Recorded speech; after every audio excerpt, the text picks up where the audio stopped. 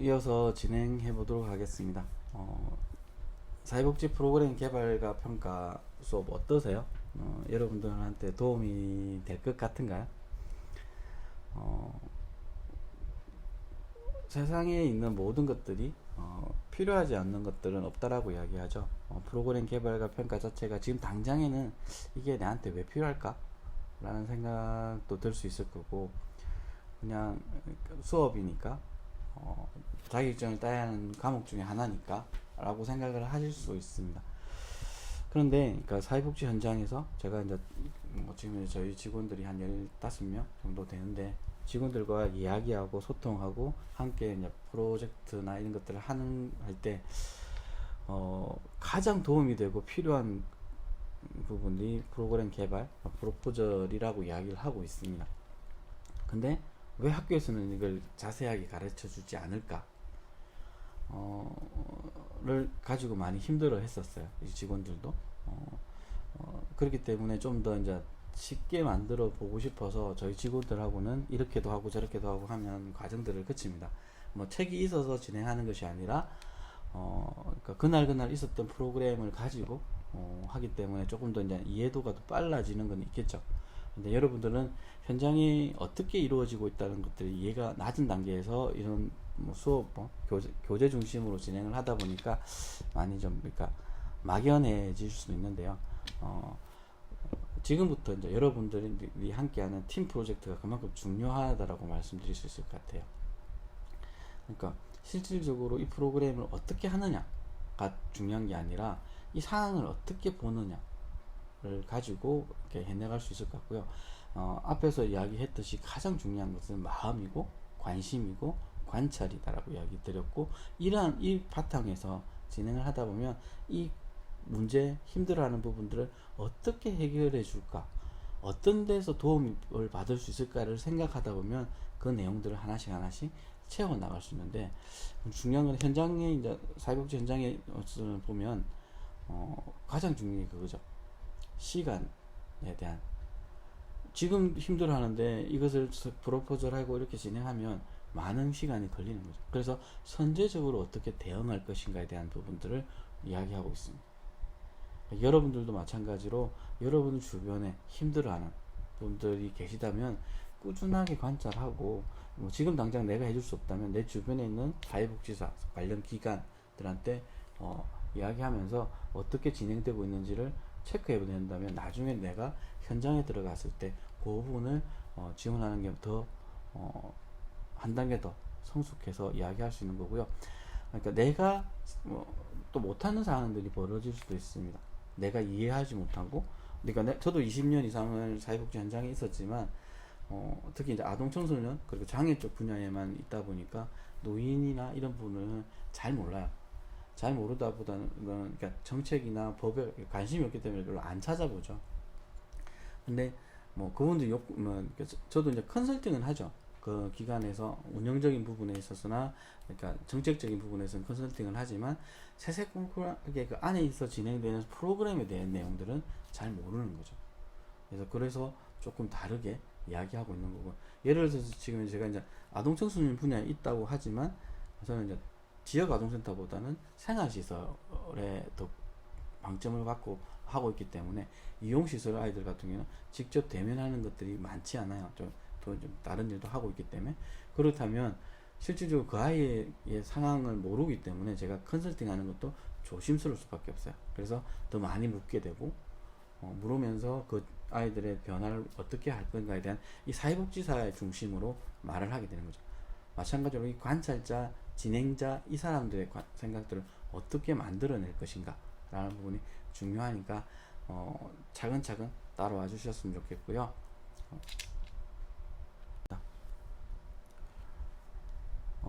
사회문제의 개념, 특성, 유형에 대해서 먼저 살펴봤고요. 기억에 남는 것들이 있으신가요?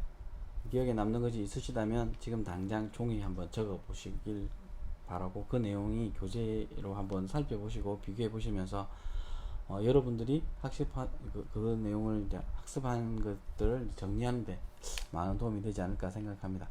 정확하게 일치하게 이해하면 가장 좋겠지만 뭐 그렇지 않다고 해서 유사하게 아니면 제목이라도 이해하고 있다는 것 자체만으로도 큰 성과가 되지 않을까 생각하고요. 나중에 뭐 그 책 비치했던 거 찾으면 되잖아요. 어디에 있다 라는 부분만 하셔도 많은 여러분들이 사회복지 현장에서 아니면 일상생활 속에서 이것을 활용하는데 도움이 되지 않을까라는 생각이 들고요. 이어서 사회문제 분석과 방법, 사회문제를 해결하기 위한 단계 및 해결을 위한 요소가 무엇이 있는지, 그리고 마지막으로 욕구 사정에 대해서 계속 학습으로 이어나갈 겁니다. 지치지 마시고 천천히 따라오시길 바랍니다. 지금부터 사회 문제를 어떻게 분석할 것인가에 대한 이야기를 해볼까 합니다. 최근 들어서 사회가 많이 복잡해지고 과거에는 생각지도 않았던 다양하고 어렵고 복잡한 구조의 문제들이 너무나도 자주 우리 주변에서 발생하고 있고, 이러한 것들을 분석하는 방법 또한 점점점 다양해지고 있습니다. 하지만 이제 책의 교재에 있듯이 크게 두 가지의 분석 방법에 대해서 이제 볼 건데요. 우선해서 요크의 분석 방법으로 10가지 질문에 답을 구하는 방법을 제시하고 있습니다.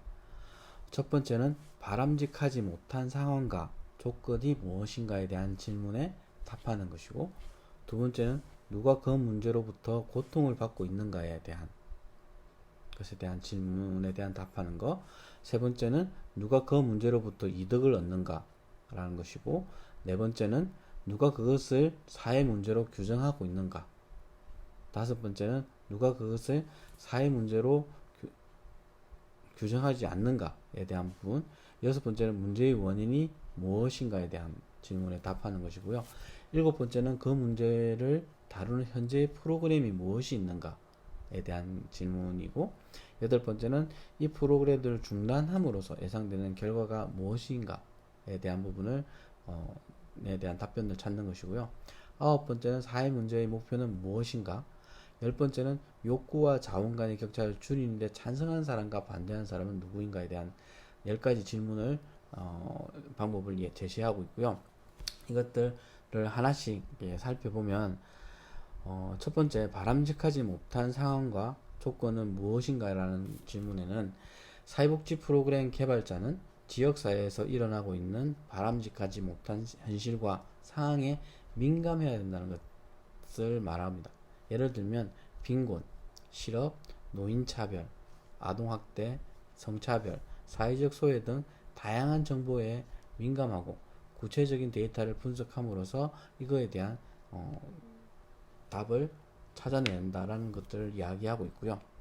두 번째, 누가 그 문제로부터 고통을 받고 있는가에 대한 질문은 사회 문제를 정의하는 과정에서 구체적으로 위험에 노출된 대상이 누구인지 명확하게 규정한 것이 필요하다는 것을 말하고 있고, 여기서 예를 들어보면 아동학대의 사회 문제는 그 문제로부터 고통받고 있는 집단이 아동이 된다는 것이죠. 뭐 가족도 있겠지만 실제로 심각한 1차적 피해를 받고 있는 것은 아동이 된다는 것이고, 실직 등 경제적인 어려움을 가진 가정의 아동들을 포함해서 여성, 그리고 실직 당사자들도 그러니까 피해를 호소할 수 있는 거죠. 그러니까 경제적인 부분에 이제 차별, 빈곤에 대한 이야기들을 할 때는 특히 아동들이 위험에 노출된 가능성이 더더욱 심각한 거죠. 학대도 마찬가지고 빈곤에서도 마찬가지고, 최근에 뭐 일가족 자살인지는 정확하게 잘 모르겠지만 이런 부분에서 아이들의 선택권은 없었다는 거죠.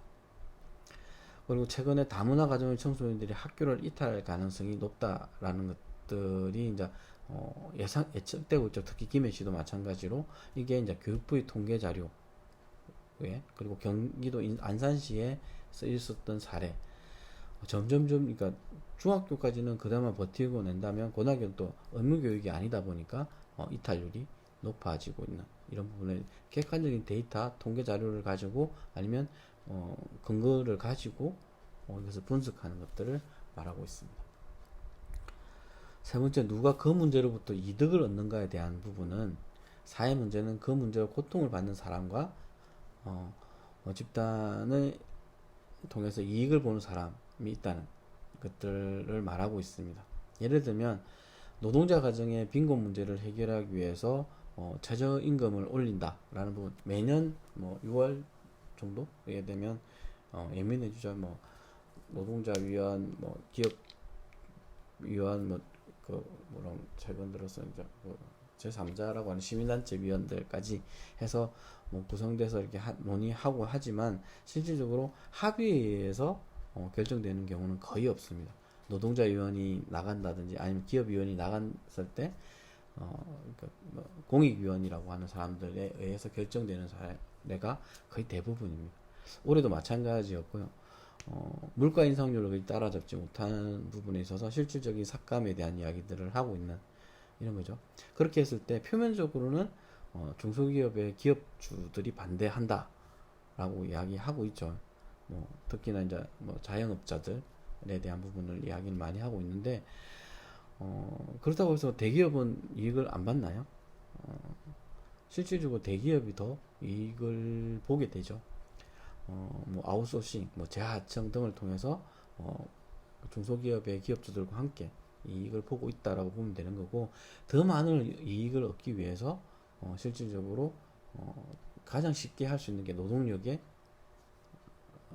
값을 낮추는 부분들이 작용하지 않을까라는 생각을 하는 거고, 이것도 이제 사회복지 현장도 마찬가지죠. 공무원이 직접 하면 지금의 예산 갖고 지금의 서비스를 할 수 있을까요? 그래서 이제 농담 삼아 저희들이 이야기하는 게 직형으로 보건복지부가 그러니까 현재 존재하는 사회복지시설을 직영으로 모두 한 번씩 운영을 해봐야 된다라고 이야기합니다. 그리고 자기들이 운영하는 보건사회연구원에서 그 연구 용역을 하다 보면 지금보다는 엄청나게 인상을 해야 된다라고 이야기하고 있는데 그걸 무시하고 있는 것도 사실이죠. 그래서 이제 뭐 열악한 현실 속에서 사회복지사의 희생 이런 것들을 통해서 지금 현재 대한민국 사회복지가 운영되고 있다라고 보시면 될 것 같고요. 그래서 이제 문제 해결에 대한 찬반, 갈등은 상존하게 된다라는 부분이고, 최근에는 이제 그 부분에서 합리적인 방법을 찾다 하는 게 다수결, 꼭 다수결로 결정해야 되냐는 고민도 있지만 그런 부분에 대해서 물가 인상을 연동한다든지 아니면 기업주의 급여를 뭐 최저임금의 뭐 4배, 3배 이상은 주지 못한다 라고 못 박아버리면 이게 또 다른 고민이 될 것 같아요. 그리고 이유는 개인이 가져가는 것이 아니고 뭐 지역사회 환원이라든지 이런 것들로 해야 된다. 그렇게 해서 만들어진 게 사회적 경제 영역이긴 하지만 아직까지 사회적 경제가 가지는 부분은 미미하고, 그래서 저는 이제 계속 이제 뭐 페이스북이나 SNS를 통해서 주장하는 것 중에 하나가, 최저임금에 대한 이야기를 할 때마다 연관해 놓은 게 실질적으로 기업주가 받아가는 급여 부분은 인상분 엄청나라고 이야기하거든요. 그러니까 아마 인센티브로 받아가는 돈이 기업 전체에 있는 노동자의 급여 인상률을 초과하거나 아니면 급여보다 많은, 우리나라는 그렇게 많지는 않지만 해외에는 그런 사례들이 많이 있죠. 그런 부분들을 고려한다면 그것도 한번 이제 충분히 고려해야 되지 않을까. 아니면 법을 만드는 사람들이 있으니까 국회의원의 급여를 최저임금의 뭐 5배 이상을 하지 못한다. 뭐 활동비도 있겠지만 뭐 그런 부분에서 이제 이야기하는 것들이 필요하지 않을까. 그러면 이 문제들이 조금 더 현실성을 가지고 해결되지 않을까 이런 고민들이 있습니다. 그리고 네 번째, 누가 그것을 사회 문제로 규정하는가는 프로그램의 개발자와 어떤 문제를 사회 문제로 규정하였는가에 따라서 정작 그 문제에 직면한 당사자들이 사회 문제로 인식하지 못하는 경우들이 비일비재하고 있습니다. 그래서 당사자의 인식 여부를 따져보는 것들이 무엇보다 중요하다. 인식하지 못한다면, 그러니까 뭐 여러 가지 이유가 있겠죠. 뭐 장애로 인해서 아니면 교육의 부재로 해서 인식하지 못한다면 교육을 통해서 자기 권리에 대한 이야기들을 하면서 그것을 풀어내는 분들이 필요하다라고 말씀할 수 있을 것 같고요. 여러분들도 마찬가지로 학생으로서 당연하게 요구해야 될 내용들이 있습니다. 학교에도 마찬가지고, 그리고 뭐 현장에 나갔을 때 실습을 한다든지 뭐 이런 것들에 대한 고민들, 그리고 취업에 대한 부분. 지금 현재는 대부분이 이제 뭐 상급 학교로 진학을 하시기 때문에 뭐 취업에 대한 고민들이 그렇게 많지 않다라고 한다면 뭐 취업을 위한 여러 가지에 대한 이야기들을 함께 논의하고 고민하면서 풀어나가는 방법들도 찾아야 되지 않을까라는 생각이 드는 거고요. 다섯 번째, 누가 그것을 사회 문제로 규정하지 않는가라는 부분은 현실에서는 사회 문제를 외부 전문가나 일반인들이 규정하면서 당사자의 의견에 상관없이 판단하는 경우가 많습니다. 이는 사회 문제로 규정하는 집단과 그렇지 않은 집단이 일치 않을 수 있다는 것으로 말하고 있는데요. 그러니까 당사자들은 못 느끼는 부분들이 있는 거죠.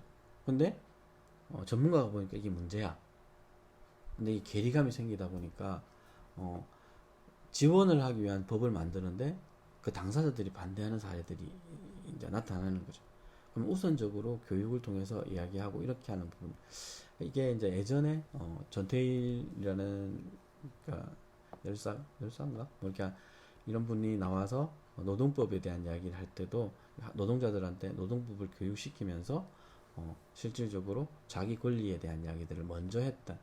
지금도 마찬가지예요. 클라이언트의 권리를 찾아주고자 한다면 클라이언트한테 그 권리가 왜 필요한지를 알게 해주는 것들이 우선되는 거죠. 그리고 여섯 번째, 문제의 원인이 무엇인가라는 질문에는 사회 문제를 해결하는 또는 프로그램을 연결시켜주는 중요한 질문으로, 그러니까 그 문제의 원인을 1차적으로 어디에 두느냐에 따라서 개입 방법이 확연하게 달라지게 됩니다. 예를 들어보면 가정 내 아동학대의 원인을 아동의 입장에서도 볼 수 있고요, 양육자 입장에서도 볼 수 있고, 가해자 입장에서, 전체 가정의 입장에서 원인을 찾을 수가 있습니다. 이 원인에 따라서 해결책, 개입 방법들이 확연하게 달라지게 되는데, 예를 들면 아동은 가정의 빈곤, 술, 훈육 방법, 나를 타인에게 비교하면서 하는 부당한 대우, 이런 것들이 원인이라고 이야기할 수도 있고요.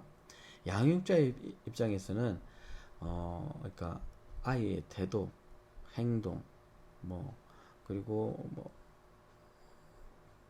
말투, 여러 가지 부분이 이제 불만스러울 수 있는 거고, 그리고 그 속에서 이제 변화 가능성 이런 것들도 막 보류하겠죠.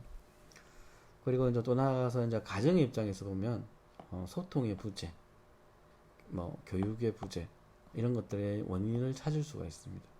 그래서 아동의 원인으로, 그러니까 이 원인에 따라서 이렇게 또 보면 아동의 입장에서 가정의 빈곤이 문제라고 한다면 가정의 빈곤로 해서 아버지가 일을 하지 않고 술을 먹고 들어와서 때린다. 그럼 이 부분에 있어서 아버지가 변해야 되는 거죠. 그럼 아버지가 변할 수 있는 방법들을 찾고 그에 대한 지원책을 찾는 것들이 아동학대를 줄일 수 있는 방법이고, 반대로 아이의 태도, 말하는 투라든지 행동, 이렇게 자기 노력 이런 것들이 안 보여서 한다면 아이의 변화에 대한 이야기들을 프로그램으로 잡을 수가 있는 거죠. 근데 최종적으로 보면 이게 다 종합적으로 되어서 아동학대가 일어난다고 보시면 될 것 같아요. 그래서 가정의 입장에서 보면 소통의 부재, 교육의 부재.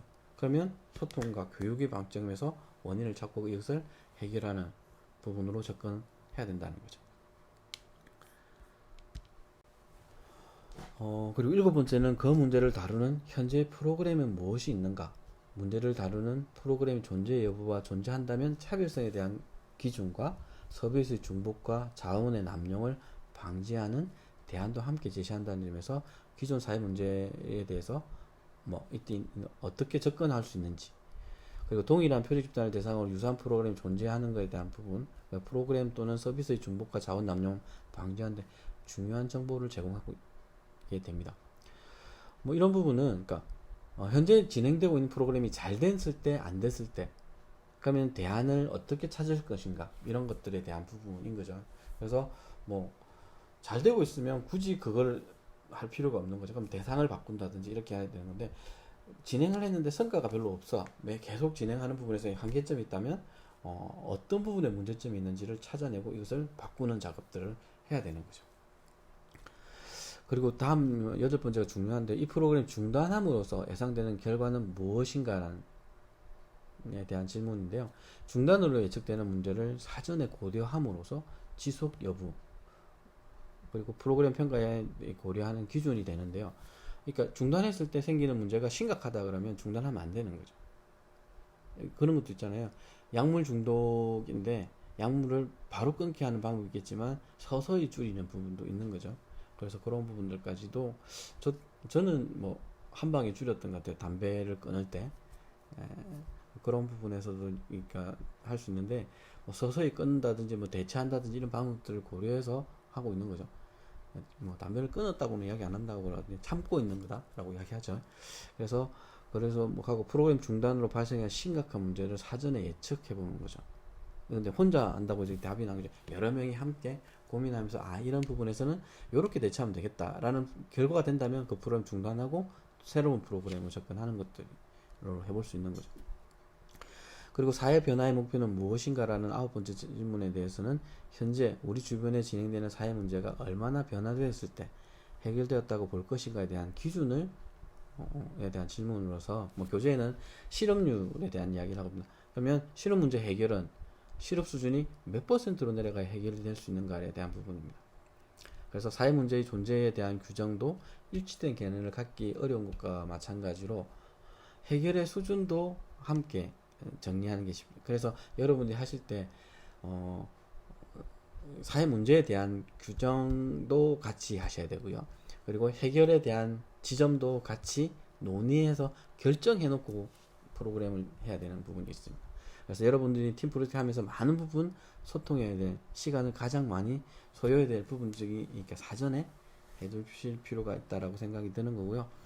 마지막으로 욕구와 자원 간의 격차를 줄이는데 찬성한 사람과 반대하는 사람은 누구인가에 대한 질문은 누가 문제로 고통을 받고 있고 누가 이득을 보고 있는지, 누가 문제로 규정하고 있고 규정하고 있지 않는지, 문제 해결에 부정적인 태도를 보이는 사람은 누구인지 종합적으로 고려할 수 있는 문제라고 볼 수 있습니다. 뭐 예를 들면 전체 그러니까 10가지 문제에 대한 응답을 하는 게 필요하겠지만, 뭐 급하다면 몇 가지 선택해서 질문을 하고 그에 대한 답을 찾아내는 것들을 통해서 지지 세력과 방해 세력들을 구분해낼 수 있다라고 말씀드릴 수 있는 거고요. 여러분도 팀 프로젝트 하면서 그러니까 이 문제에 대해서 한번 심도 깊게 논의해 보시는 시간들을 가져보시는 게 좋겠다라고 생각합니다. 이어서 이제 우리나라 그러니까 이봉주 김기덕이라는 분의 문제 분석 방법을 살펴보면 그게 이제 4단계로 이야기를 하고 있습니다. 첫 번째 단계는 현존하는 서비스 또는 자원의 공백이나 결함을 찾아낸다. 그러니까 빈틈을 찾는 거죠. 빈틈을 찾아서 요것들을 어떻게 할까에 대한 고민들을 이야기하는 거고, 2단계는 그러한 공백이나 결함의 크기와 특성에 대한 증거를 수집해야 되는 거죠. 이제 왜냐하면 이게 설득을 해서 우리는 이 부분을 집중하겠다. 최근에 이제 화두가 되고 있는 것 중에 하나가 이제 예전에는 대한민국에서 중장년에 대한 지원 서비스가 거의 없었어요.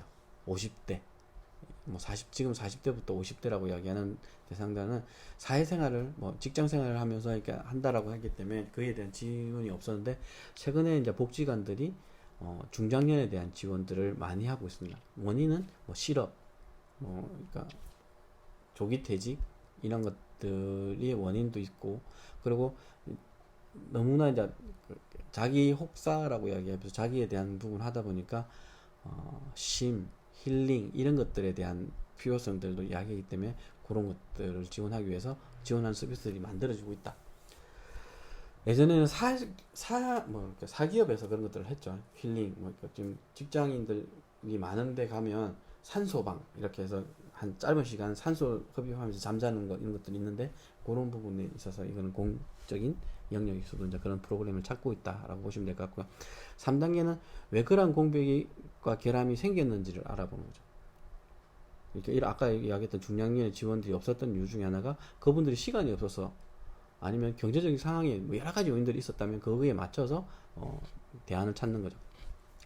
4단계는 그러한 공백과 결함을 메꿀 필요가 있다고 의식하는 지역사회에 이제 이게 필요하다라고 계속 이제 푸시하는 거죠.